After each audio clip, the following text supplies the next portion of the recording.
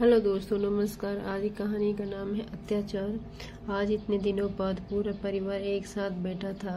नंद मेघा शादी के बाद पूरे 4 महीने बाद मायके आई थी, इसलिए पूरा परिवार एक साथ बैठकर बरामदे में बतिया रहा था। वहीं घर की बहू कोमल सबको नाश्ता परोस रही थी। नाश्ते में कचौरी और सूजी का हलवा देखकर सास दिव्या जी बोली, कोमल, ये क्या बनाया है तुमने? तुम्हें पता है ना, मेघा को पनीर के पकौड़े पसंद है। वे पूरे 4 महीने बाद ससुराल से मायके आई है, तो कम से कम नाश्ता तो उसकी पसंद का बना दे।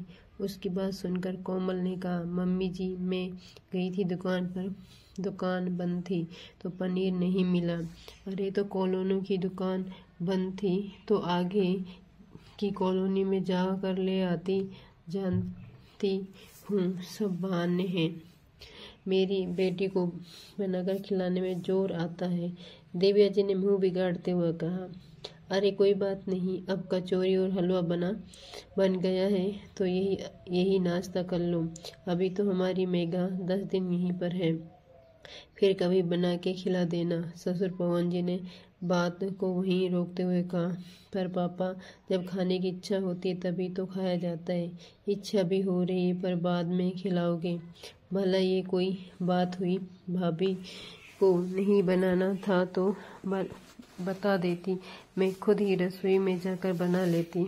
मुझे नहीं पता रसोई कहाँ है और कौन सा सामान कहाँ रखा है। जब अब की बार मेघा ने कहा, मेघा, क्यों बात का बतंगड़ बना रही हो?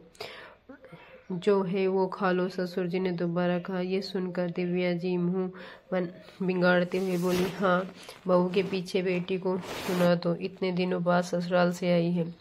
यूं नहीं कि दो बोल प्यार के बोल दो, बहू की गलती के कारण इसे सुनाया जा रहा है। अंतिम वाक्य पर दिव्या जी ने जोर देकर कहा, जो कि कमरे में से आते हुए उनके बेटे मयंक ने सुन लिया।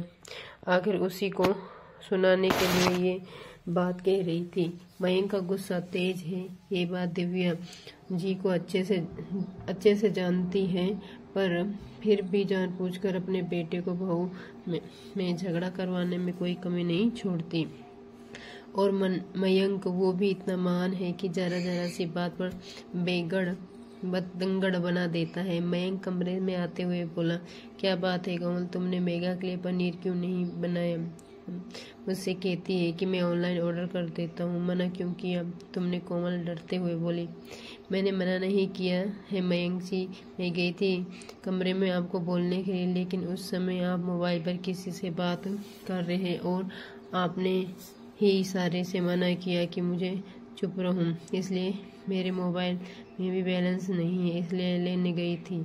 अरे, हमसे बोल देती तो हम क्या मना कर देते? दिव्या जी ने जानबूझकर बात बढ़ाते हुए बोली, चलो बाद में डिस्कस कर लेना, अभी फिलहाल तो कचौड़ी खाओ, ठंडी हो रही है। पवन जी ने बात पलटने की कोशिश करते हुए, क्यों कचौड़ी खा ले पापा, जब मेघा इच्छा है कि पनीर बनेगा तो पनीर ही बनेगा, इसे क्या पनीर बनाने में जोर आ रहा है तो बहाने ढूंढ रही है। मयंक बीच में ही बोला, चुप कर मयंक, इतना गुस्सा भी ठीक नहीं है, और आज मेघा को पनीर खाना है तो पनीर के लिए अपनी पत्नी को कितना सुनाने को तैयार हो गया। शादी से पहले मेघा तुमसे कई चीज़ों की डिमांड करती थी, तब भी कभी लाकर तूने उसे दिया नहीं, फिर आज क्यों? मेघा 10 दिन यहाँ पर है, फिर बन जाएगा, फिलहाल चुपचाप नाश्ता करो। आखिर पवन जी ने अपनी आवाज़ को थोड़ा ऊंचा करके कहा, तो मयंक चुप हो गया। मयंक कितने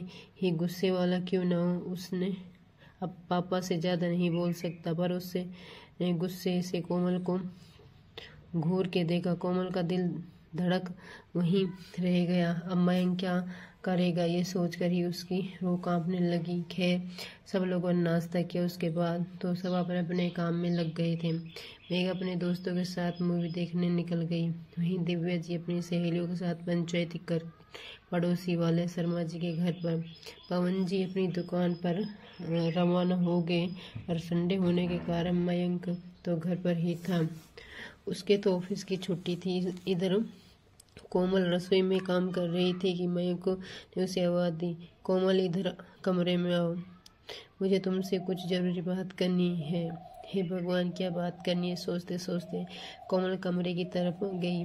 उसके पैर नहीं उठ रहे थे, पर अगर वो थोड़ा भी लेट करती तो मयंक रसोई में आकर ही शुरू हो जाता। इसलिए जैसे तैसे हिम्मत करके वो कमरे में गई। देखा तो मयंक गुस्से में था।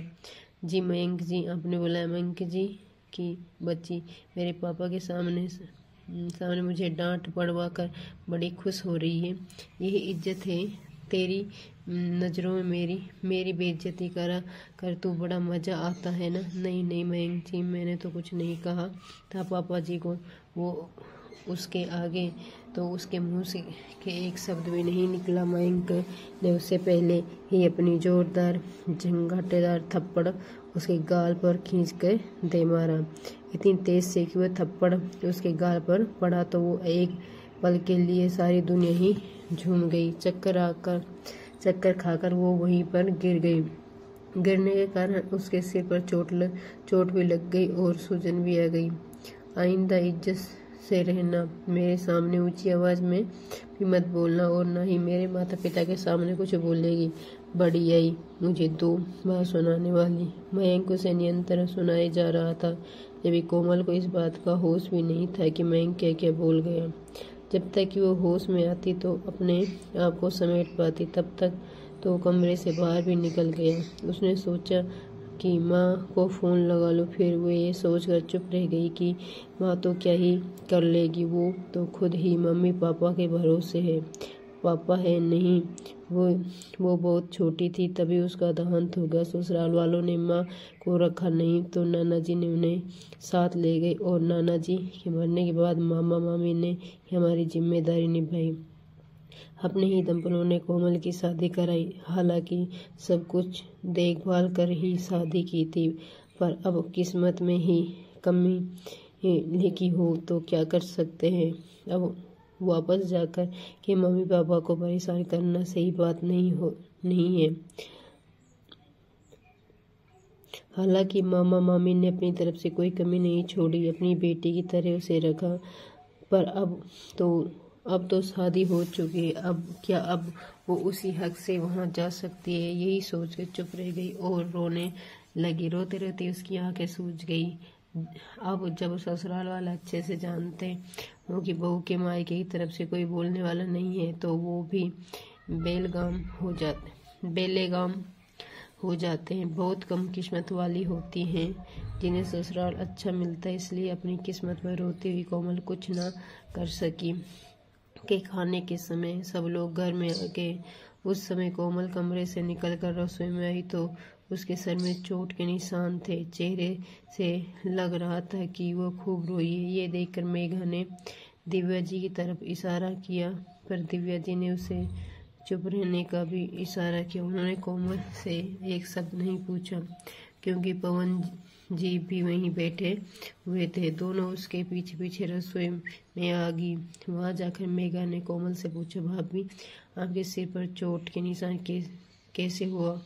चलते फिरते गिर गई क्या? पर उसकी बात सुन कोमल का रोना छूट गया। उस अपनी सिसकियों के साथ बोली, वो तुम्हारे भैया ने मुझे बस कर बहू, अपनी और अपने पति की बात अपने बेडरूम तक ही रख। यहाँ बोलने की जरूरत नहीं है। और अपने रोने की आवाज़ वो कमरा बाहर तेरे ससुर जी को सुनाई देगा तो अच्छा नहीं लगेगा। खाना हम परोस देंगे, तो रोटियां सेक। दोपहर खाने का वक्त हो गया है। दिव्या जी का जवाब सुनकर कोमल हक्की बक्की उनको देखते रह गई। अब देख क्या रही है ऐसे? फटाफट रोटियां सेक, हम परोस देंगे बाहर। एक तो खुद ऐसी हरकत करती है, मुझे पता नहीं है क्या कि मयंक का स्वभाव कैसा है, फिर भी जानबूझकर उसे जवाब पर जवाब दिए जा रही थी। अब इस बात को यहीं ख़त्म कर, ये बात बाहर नहीं जानी चाहिए। घर की बहू हो तुम, घर की बातों को ढक कर रखो। फिर दिव्या जी मेघा से बोली, मेघा तू फटाफट पापा के लिए खाना लगा। अभी भी कोमल उन्हें हैरानी से देखती ही रही, तो उसे साइड में हटाकर वो खुद ही रोटियां सेकने लगी और थाली में डालकर मेघा को देकर बोली, जा तू फटाफट पापा को खाना देकर आ। जब पवन जी ने मेघा को खाना परोसते देखा तो, अरे मेघा, आज सूरज किधर से निकला आया, तू खाना परोस रही है। कोमल कहाँ गई? तू तो कभी मदद ही नहीं करती अपनी भाभी की। बस पापा ऐसे ही, भाभी की थोड़ी तबीयत ठीक नहीं है तो मैंने सोचा थोड़ी मदद ही कर दूं। मेघा का जवाब सुनकर एक पल तो पवन जी हैरानी से उसे देखते रहे, फिर बोले, शाबाश बेटा, ऐसे ही मिलजुल कर घर का काम होता है। कहते हैं जिस घर में बहू बेटी मिलजुल कर काम करती हैं उस घर में खुशियाँ रहती हैं। ला, आज तो इस खुशी में मैं एक रोटी और ज़्यादा खा लूँगा। मेघा एक फीकी सी स्माइल देकर रसोई में आ गई। तब दिव्या जी कोमल से बोली, अब खड़ी खड़ी देखती ही रहेगी या रोटी भी बनाएगी? चल फटाफट खाना बना, बहुत जोर से भूख लग रही है। मेघा, मैं तेरे पापा के साथ बैठकर खाना खा रही हूँ, तू खाना परोस, नहीं तो तेरे पापा को खुशी खुशी में रसोई में आ जाएंगे और फिर उसके रोने और चेहरे को देखकर बेवजह दो बात हमें और सुनाएंगे। कहकर दिव्या जी बाहर आ गई और मेघा खाना परोसने लगी। जब पवन जी ने खाना खा लिया तो तब मयंक भी घर पर आ गया। दिव्या जी ने मेघा को मयंक के साथ ही बैठा दिया और खुद खाना परोसने लगी, पर एक बार भी कोमल को पवन जी के सामने नहीं आने दिया।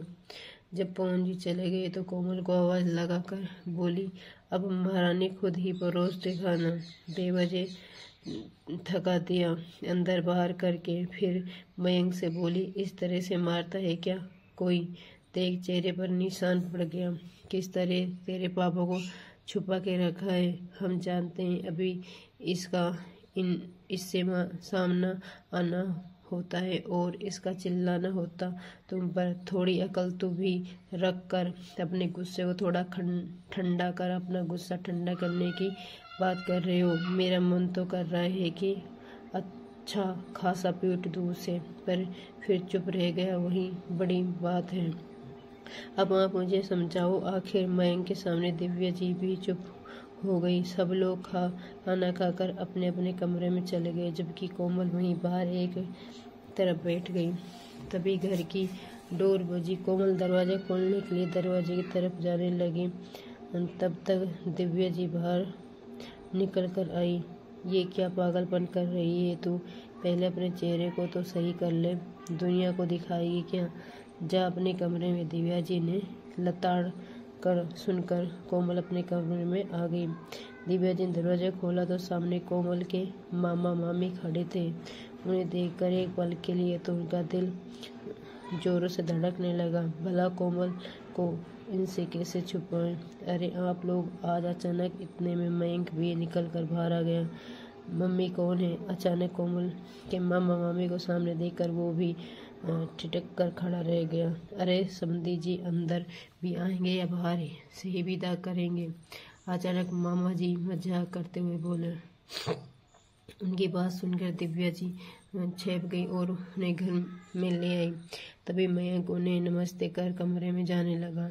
मैं अभी कोमल को बुला कर लाता हूँ, कहकर वो कमरे में गया और कोमल को धमकाते हुए बोला, अपनी जमाल खोलने की जरूरत नहीं है, चुपचाप रहना और कुछ भी बहाना कर देना कि तुम्हें चोट कैसे लगी। ये कह देना कि गिर गई इसलिए चोट लग गई, समझी तुम? आखिर मामा मामी हैं, तुम्हारी माँ का बोझ उठा रहे हैं, वही बड़ी बात है। आखिर कोमल अपने कपड़े बेरंग सही करके बाहर आई तो उसके चेहरे को चोट देखकर मामा मामी दोनों खड़े हो गए। कोमल, ये क्या हो गया तुम्हें? जी वो आज ये गिर गई, इसी कारण सिर पर चोट लग गई, मयंक बहाना बनाते हुए बोला। पर मामा मामी को देखकर कोमल का रोना छूट गया। उसे यूं फूट फूट कर रोना देखकर मामी उसके पास आई और उसे अपने गले लगाते हुए बोली, क्या बात है कोमल बेटा, सच सच बोल, कुछ मत छिपा। अरे कैसी बात कर रही हैं आप? इतने दिनों बाद आप लोगों को देखा है तो शायद इसलिए रोना छूट गया होगा। दिव्या जी बात संभालते हुए बोली, ना ना समदन जी, ये बात तो नहीं है, हमारी कोमल इतनी भी कमज़ोर नहीं है। अचानक मामी जी बोली। अरे तो मामी जी आप कोमल से ही पूछ लीजिए। मयंक बीच में ही बोला, नहीं मामी जी, मुझे मेरे पति ने मारा है, अचानक कोमल ने बोला तो सभी लोग सकते में आ गए। ऐसे कैसे आपने हाथ उठा दिया हमारी बच्ची पर? मामा जी दिव्या जी से बोले, अरे ये तो उनके बेडरूम की बात है, पति पत्नी के बीच की बात है। मेरे हिसाब से इन लोगों को आपस में ही हल कर लेना चाहिए। इनमें भला हम लोग क्या बोले? दिव्या जी उन्हें समझाते हुए बोले, समदन जी यही बात जब आपकी मेघा पर हो तब बोलिएगा। हम आपकी बेटी के लिए ये सब सुनने के लिए यहाँ नहीं आए हैं। जब बड़े लोग ही अपना पल्ला झाड़ ले तो भला ऐसे घर में हम अपनी बेटी को रखकर क्या करेंगे? माफ़ करना समदन जी, हमारी बेटी हमको भारी नहीं हुई है। ले जाएंगे हम यहाँ से।